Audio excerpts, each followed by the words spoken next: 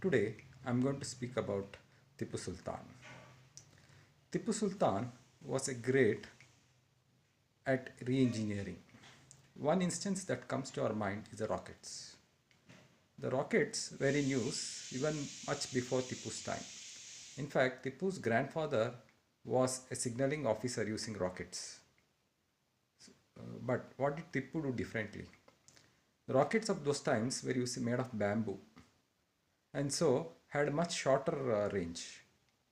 Tippu innovated this. He started using iron knives attached to the barrels of these rockets. Because of this, the range of the rockets greatly increased. And it also made it very lethal. The knife, which is at the edge of the rocket, would go and pierce the enemy soldiers. In fact, the Battle of Polur was decisively won by Tippu because of the extensive use of these rockets. Another instance of Tippu's great reengineering skills is the sword of Tippu Sultan. In fact, the swords used by the kings in those times used to be very heavy. It was very difficult to carry it around in the battlefield and fight with it.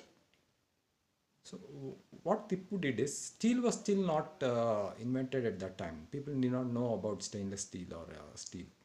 So, Tippu actually God made a very light sword. In fact, Tippu's sword was so light that he could easily kill a large number of soldiers and he could easily carry it around in the battlefield. So how did Tippu get this idea of making the sword light?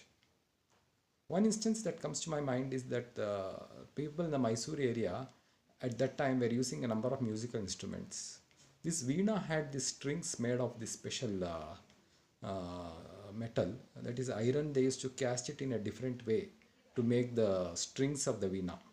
So, my opinion, Tippu would have got this idea looking at these strings. The same metallurgy he would have used to make the sword. Since the strings of the veena and all were used to be very light, the same metal process if he must have used to create the sword. This would have made the sword very light.